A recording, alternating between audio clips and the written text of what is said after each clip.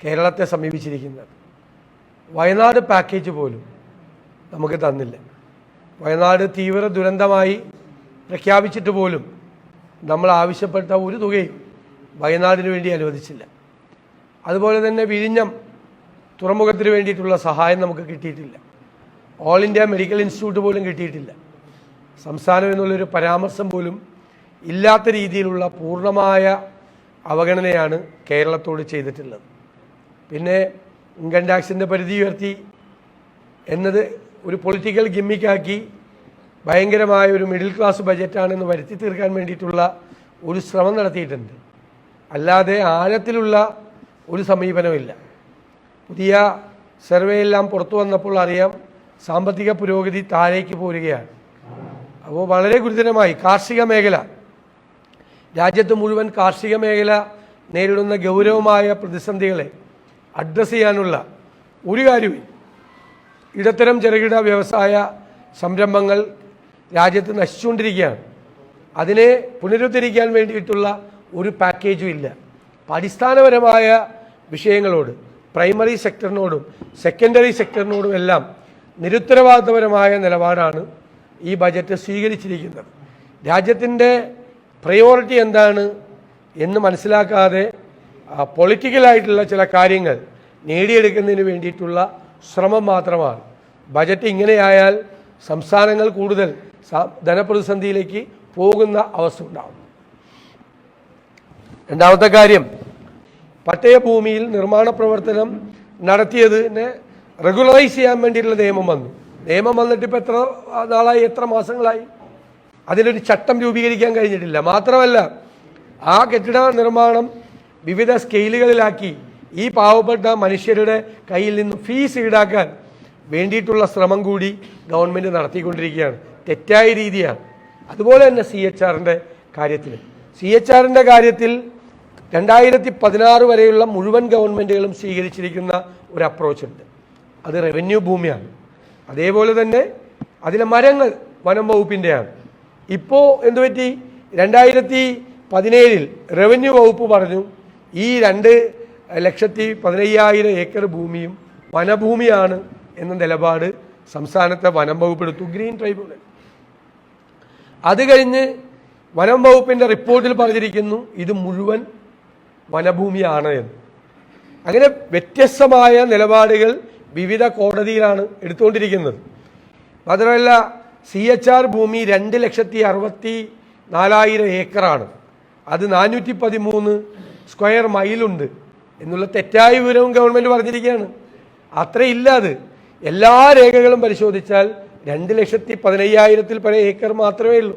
അത് മാത്രമല്ല റിസർവ് വനം അതിനകത്താണ്. 15,000-ലധികം ഏക്കർ റിസർവ് വനം അതിനകത്താണ്. ആ 15,000 ഏക്കർ ഭൂമി മാത്രമാണ് റിസർവ് വനമുള്ളത്. ബാക്കിയുള്ളത് മുഴുവൻ റവന്യൂ ഭൂമിയാണ്. അപ്പം തെറ്റായ വിവരങ്ങളാണ്. മാത്രമല്ല ഒരു സുപ്രധാനമായ കാര്യം കോടതിയെ അറിയിച്ചില്ല ഗവൺമെൻറ്, സുപ്രീം കോടതിയെ. 2009 സുപ്രധാനമായൊരു സുപ്രീം കോടതി വിധിയുണ്ട്. 20,000-ലധികം വരുന്ന ഹെക്ടർ CHRൽ പട്ടയം കൊടുക്കാനുള്ള വിധിയുണ്ട്, സുപ്രീം കോടതി വിധിയുണ്ട്. ആ വിധി ഇപ്പോൾ ഇത് സ്റ്റേ ചെയ്തപ്പോൾ കൊടുത്തിരിക്കുന്ന അഫിഡവിറ്റിൽ, സത്യവാങ്മൂലത്തിൽ സംസ്ഥാന ഗവൺമെൻറ് പറഞ്ഞിട്ടില്ല. 2009 സുപ്രധാനമായ സുപ്രീം കോടതി വിധി ഉണ്ടായിരുന്നു എന്ന് പറഞ്ഞാൽ ഈ സ്റ്റേ ഇപ്പോൾ ഉണ്ടാവില്ലായിരുന്നു. അപ്പം ഈ ഗവൺമെൻറ്റാണ് ഈ ഹൈക്കോടതിയിൽ നിന്ന് പട്ടയഭൂമിയിലേക്കുള്ള സ്റ്റേയും 64 പട്ടയം അനുസരിച്ച് പട്ടയം വിതരണം നടത്താനുള്ള സ്റ്റേയും CHRലെ പട്ടയത്തിൻ്റെ സ്റ്റേയും തുടങ്ങി ഗുരുതരമായ പ്രശ്നങ്ങൾ വേറെയുണ്ട്. ഭൂമിയായി ബന്ധപ്പെട്ട് ഇപ്പോഴും വനഭൂമി നോട്ടിഫൈ ചെയ്തുകൊണ്ടിരിക്കുകയാണ്. ഈ ഗവൺമെൻറ് വന്നിട്ട് തന്നെ 12,000-ഓളം ഏക്കർ ഭൂമി ചിന്നക്കനാലിൽ ഉൾപ്പെടെ വീണ്ടും റിസർവ് ഫോറസ്റ്റായി നോട്ടിഫൈ ചെയ്തു. ഇനി ആളുകൾ എവിടെ പോയി താമസിക്കും?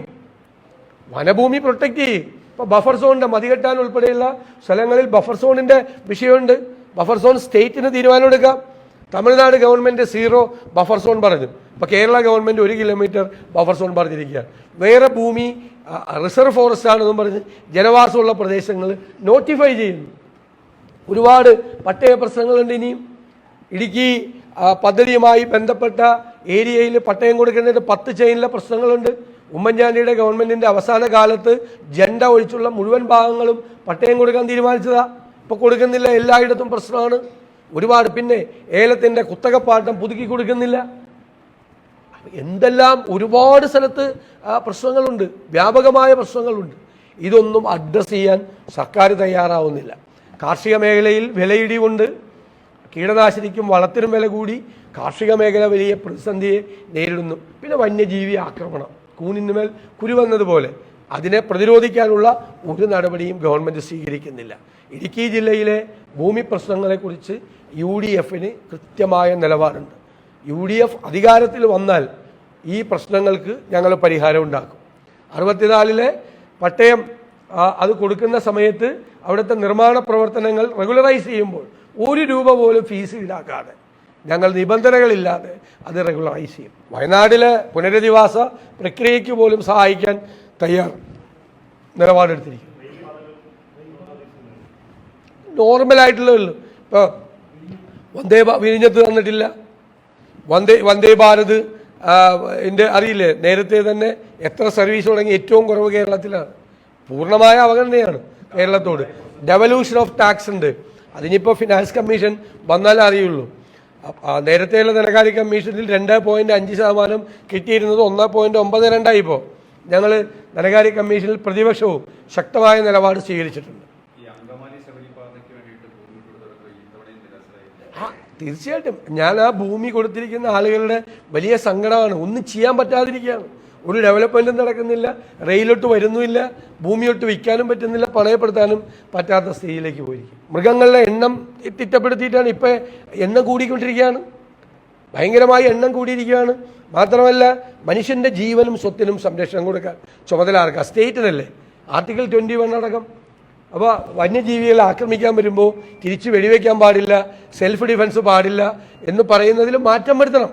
ഇപ്പം തന്നെ വൈൽഡ് ലൈഫ് വാർഡന് വെടിവെക്കാൻ ഉത്തരവ് കൊടുക്കാം, ഇപ്പോൾ കൊടുത്തല്ലോ വയനാട്ടിൽ. അതിൻ്റെ അടിയിൽ വേറൊരു കാര്യം കൂടിയുണ്ട്, അത് ഡെലിഗേറ്റ് ചെയ്യാൻ താഴേക്ക് ഉള്ള അവസരമുണ്ട്. പക്ഷേ അത് കുറേ കൂടി വിശാലമായ രീതിയിൽ വന്യജീവി ഞങ്ങളുടെ എം പിമാരെല്ലാവരും അതിശക്തമായി പാർലമെൻറ്റിൽ ഇക്കാര്യം പറയും. പിന്നെ കഴിഞ്ഞ 3.5 കൊല്ലക്കാലം ഈ മലയോരത്തെ പ്രശ്നങ്ങൾ കേരള നിയമസഭയുടെ ചരിത്രത്തിൽ ഏറ്റവും കൂടുതൽ നിയമസഭയിൽ കൊണ്ടുവന്നത് ഞങ്ങളാണ്. ഏറ്റവും കൂടുതൽ കേരളത്തിലെ പ്രതിപക്ഷം നിയമസഭയിൽ കൊണ്ടുവന്ന വിഷയം, ഒന്നാമത്തെ വിഷയം മലയോര ജനതയുടെ പ്രശ്നങ്ങളും, രണ്ടാമത്തെ വിഷയം തീരദേശത്തെ ജനങ്ങളുടെ വിഷയം. ഈ 2 കാര്യങ്ങളിലും ഞങ്ങൾ ഏറ്റവും ശ്രദ്ധിച്ചിട്ടുണ്ട്. മലയോരത്തെ വിഷയം 6 അടിയന്തര പ്രമേയങ്ങളാണ് കൊണ്ടുവന്നത്. പിന്നെ നിരവധി കോളിംഗ് അറ്റൻഷനുകൾ, സബ്മിഷനുകൾ, പ്രസംഗങ്ങൾ. ഒറ്റ നിയമസഭാ സെഷനിൽ പോലും ഞങ്ങളിത് പറയാതെ പോയിട്ടില്ല.